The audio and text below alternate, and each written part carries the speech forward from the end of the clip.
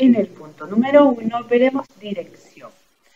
Continuando con nuestro gráfico del proceso administrativo, que está en 4 pasos, ya hemos visto en el capítulo anterior lo que es planeación y organización, y en este capítulo veremos dirección y control. Empezaremos por dirección. Dirección es la función que consiste en dirigir, guiar, motivar e influir en los empleados para satisfacer los objetivos de la organización. En el punto número 2 veremos lo que es liderazgo. Y aquí en la diapositiva pueden ver imágenes de diferentes líderes alrededor del mundo.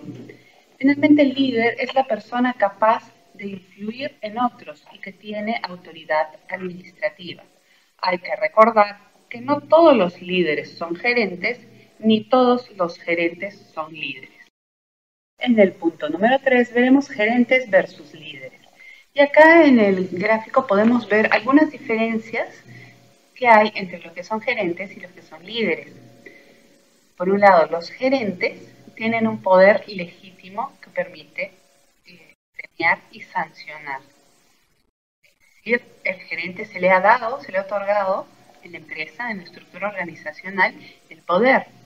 Sin embargo, el líder obtiene el poder es dado por sus pares, es decir, el líder es escogido dentro del grupo, a diferencia del gerente que ha sido asignado probablemente por un jefe. Luego, los gerentes, tener liderazgo es una ventaja cuando uno es gerente y tiene cualidades de líder, de liderazgo. Puede manejar con mucho mayor facilidad al personal con el cual trabaja. Para los que son líderes, no todos tienen las capacidades administrativas. Por lo tanto, pueden ser muy buenos líderes en cuanto a lo que es manejo en personas, en negociación, pero de repente carecen de diferentes habilidades ya propias de la administración. Los gerentes hacen bien las cosas, ¿no? Ordenan y controlan. Los líderes buscan hacer las cosas apropiadas para el grupo, en cuanto a la visión del grupo. El gerente está pensando en controlar y ordenar para llegar a los objetivos. Los gerentes buscan estabilidad y predictibilidad. ¿Por qué? Porque quieren mantener una empresa estable y tratar de evitar la mayor cantidad de riesgos posibles. Por lo tanto, mientras más predecible se pueda ir hacia el futuro, se genera una empresa mucho más estable y es mucho mejor para los gerentes. Sin embargo, los líderes están más motivados por inspiración, ¿no? Inspiran y otorgan autoridad. Motiva a llegar más lejos de lo que dicta la autoridad formal.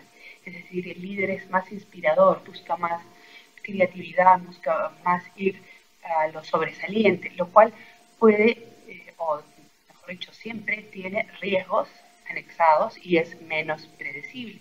Esto puede ser no tan estable. Los líderes buscan esta inspiración de tratar de obtener el máximo más allá de lo que se quiere de su personal o de la gente que trabaja con ellos.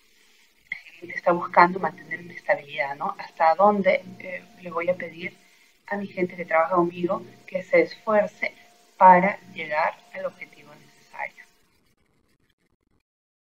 Punto número 4, veremos las teorías de liderazgo. Empezaremos con la teoría de los rasgos de liderazgo. Esta teoría está basada en aislar las características que distinguen a los líderes de las personas que no lo son. Estos rasgos, estas características se dividen en 6, que son los más comunes. Uno es el ímpetu, otro es el afán por ser líder, otro es honradez e integridad, otro es la confianza en sí mismo, otro es la inteligencia y otro es el conocimiento sobre su trabajo. Todo líder debe tener como mínimo estos 6 rasgos para poder tener un buen desenvolvimiento. A continuación veremos las teorías conductuales. Las teorías conductuales vienen de 3 universidades, la Universidad de Iowa, la Universidad de Ohio y la Universidad de Michigan. Empezaremos viendo las teorías conductuales de la Universidad de Iowa, que fueron dadas por Kurt Lewin. Estas son 3 teorías, lo que es el liderazgo autocrático, el liderazgo democrático y el liderazgo de dejar hacer. El liderazgo autocrático toma de decisiones administrativas sin consultar a otros y aplicar el poder sobre estos. Este tipo de liderazgos son muy comunes en instituciones, por ejemplo, militares. El liderazgo democrático es donde los gerentes y empleados trabajan en conjunto en la toma de decisiones.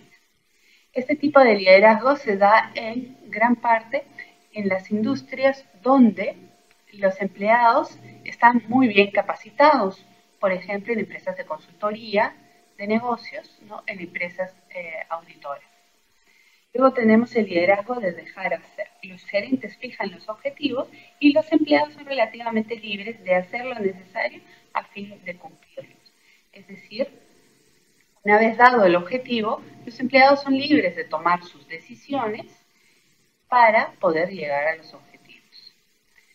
Este tipo de liderazgos se da generalmente en grupos de trabajo con objetivos muy específicos.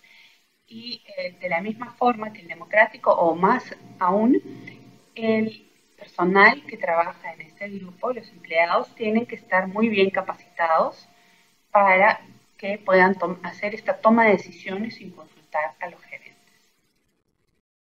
Siguiendo con las teorías conductuales, veremos ahora las de la Universidad de Ohio. Y esta nos habla de una estructura inicial.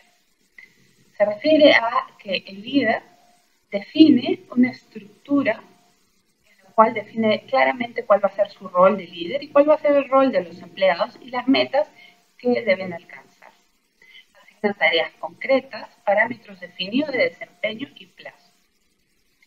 En este tipo de teoría, trabajando con este tipo de teoría de liderazgo, hay que tener en consideración que es muy importante las relaciones laborales que se establecen entre el líder y sus empleados. Estas están caracterizadas en la confianza de las dos partes, el respeto por las ideas de los empleados y la consideración de las opiniones de estos. Finalmente, en las teorías conductuales vemos las de la Universidad de Michigan. Y estas se dividen en dos tipos de teorías, una orientada a los empleados y otra orientada a la producción.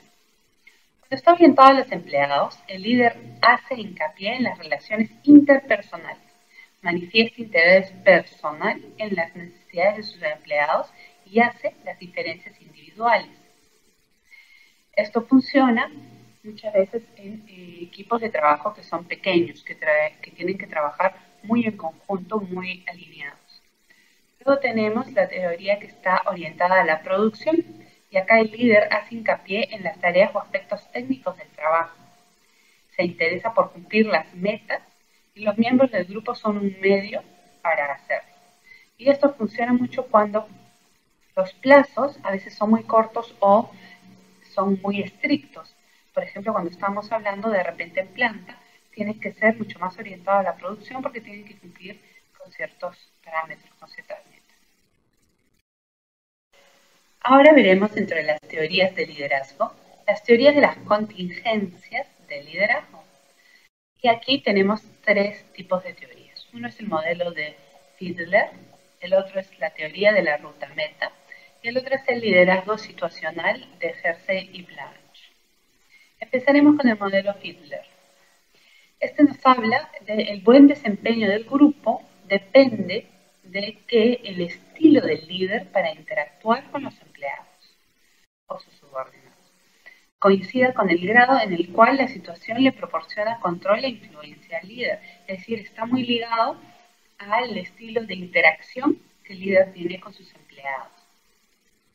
Acá se pueden dar, por ejemplo, cuestionarios de el compañero de trabajo menos preferido, etc. Hay medición de orientación a las tareas o a las relaciones. El estilo del liderazgo es innato, no se puede adaptar a los cambios, porque está muy basado en que haya una coordinación entre la situación de cómo es el grado del grupo y cómo interactúa el líder con ellos. Continuando con las teorías de las contingencias de liderazgo, veremos ahora la teoría de la ruta meta. La teoría, un líder tiene la responsabilidad de ayudar a sus seguidores para que estos alcancen las metas, así como de brindarles la dirección y el apoyo que necesiten. El líder ayuda a sus seguidores a alcanzar sus metas mediante 4 comportamientos. Uno es el líder directivo, que dirige hacia dónde debe ir y guía.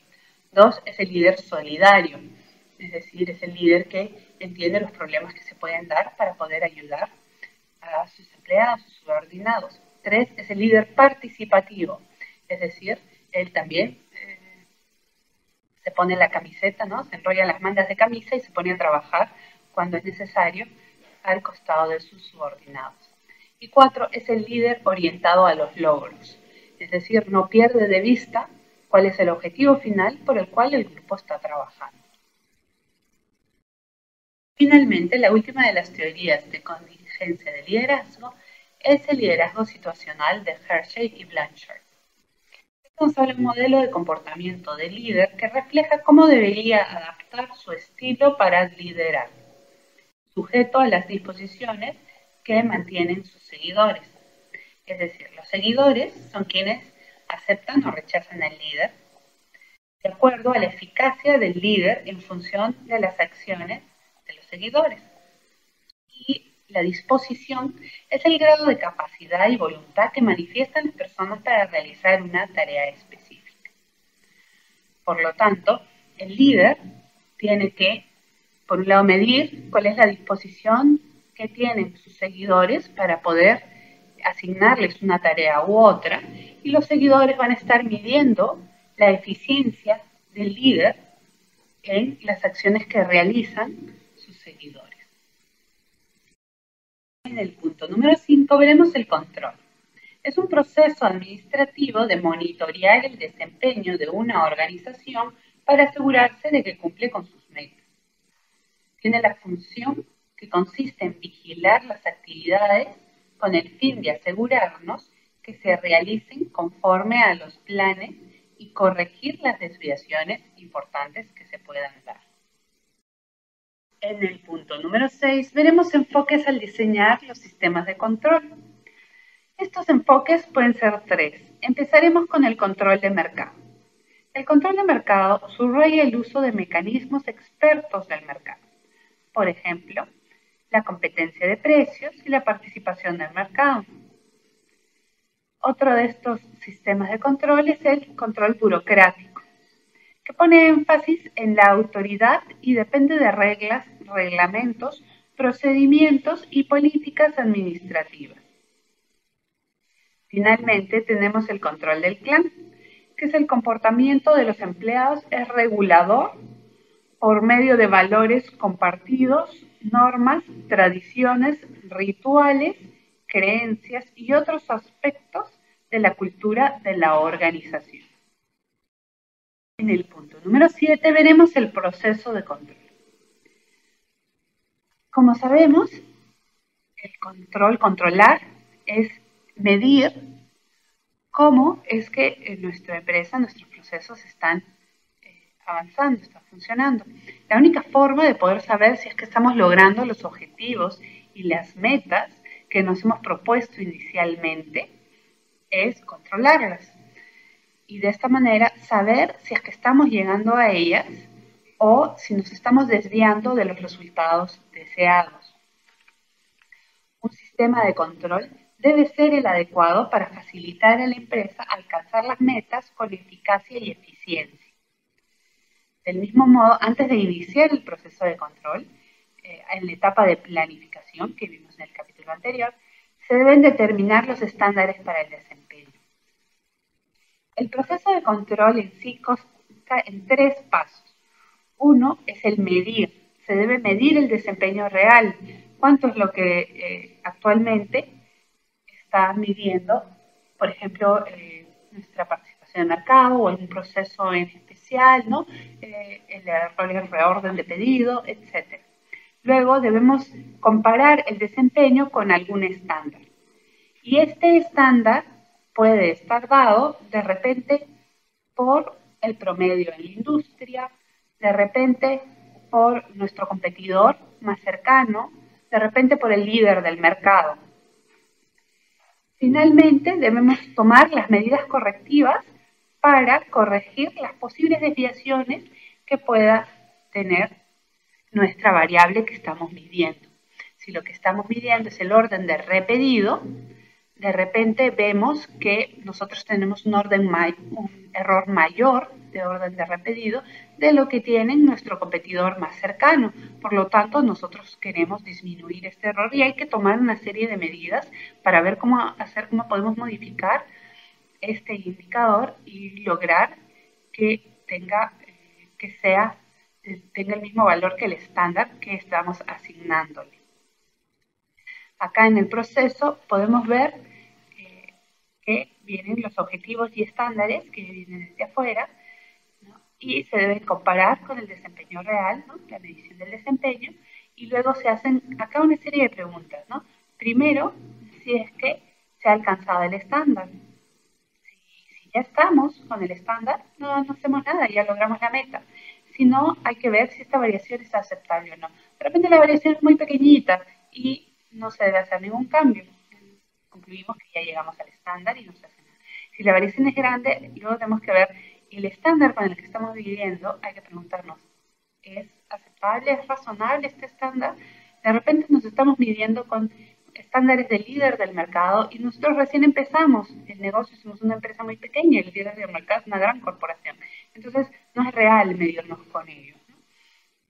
Entonces, hay que ver si es que el estándar es aceptable, entonces, bueno, hay que hacer tomar las diferentes medidas correctivas para poder corregir nuestro desempeño. Pero si el estándar no es el apropiado, hay que revisar este estándar, ¿no? Y buscar uno que sea apropiado y luego empezamos de nuevo, ¿no? A compararnos nuevamente con el nuevo estándar que vamos a evaluar. En el punto número 8 veremos los tipos de control. Y acá en el diagrama vemos un proceso muy general, donde se tiene la entrada, el procesamiento en sí y la salida. Para todo proceso se pueden generar tres tipos de control. Uno es el control anticipado y este es el control que se da en el punto de entrada. Es el control que evita los problemas esperados, requiere información oportuna y exacta. Es un control que se da antes de realizar el procesamiento, antes de que ingrese el material inicial o la información inicial, dependiendo del tipo de procesamiento que sea, al proceso. Luego tenemos un control recurrente.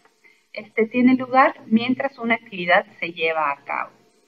Y este se da dentro del mismo procesamiento.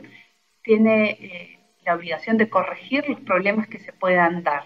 Entonces puede hacer correcciones durante el mismo procesamiento para reducir los errores que se puedan dar, ¿no? Pueden haber acá controles, ¿no? En control de calidad, en diferentes tipos, dependiendo del tipo de procesamiento que se esté dando. Y finalmente tenemos controles de retroalimentación. Y esto ocurre a la salida, cuando ha finalizado la actividad, es decir, ya con el producto terminado. Ofrece información significativa sobre la eficacia de la planeación, puede reforzar la motivación del personal. Y este nos habla de el producto terminado, si terminó con el estándar que estábamos buscando, si terminó exactamente el producto que queríamos, si hay desviaciones, qué tan grandes son, ¿no? Finalmente, cuál fue el producto que logramos en nuestro proceso, si logramos el producto que queríamos o este es un producto muy diferente del que estábamos buscando. Y de esta manera podemos retroalimentar, y este retroalimenta la planeación, ¿por qué? Porque el producto ya está terminado, ¿no? Retroalimentamos a la planeación porque de repente hay que cambiar partes en el proceso, hay que tomar otras medidas de corrección. En el punto número 9 veremos el control eficaz. Y acá tenemos un listado de las diferentes características que son muy importantes para tener un control eficaz. Uno es la exactitud, otro es que el control sea oportuno, otro es la economía, el control no debe ser más costoso que el proceso. Otra es la flexibilidad, la inteligibilidad, los criterios razonables para poder controlar, la colocación estratégica, en qué punto vamos a controlar, el hincapié en la excepción. Hay varios otros criterios que se puedan dar dependiendo del tipo de proceso y las medidas correctivas.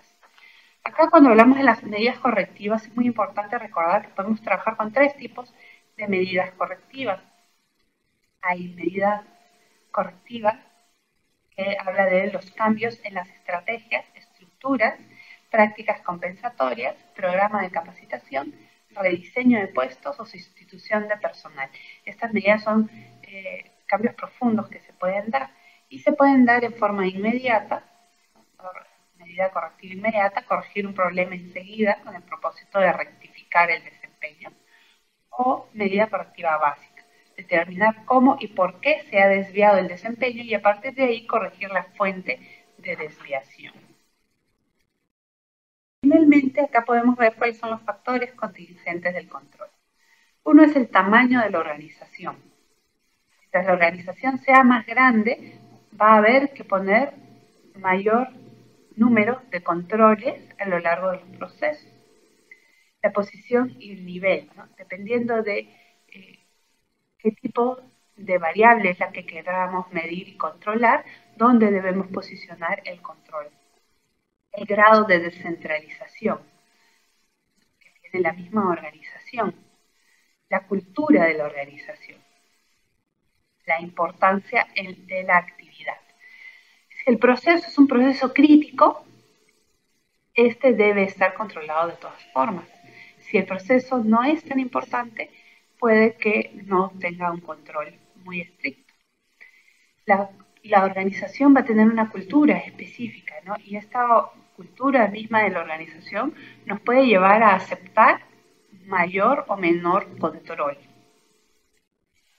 ¿Qué tan descentralizada esté? Mientras más descentralizada, podemos ver que va a haber mayores controles a nivel, de repente, a finalizar el producto. Pero cuando es más centralizada, se puede haber mayores controles concurrentes.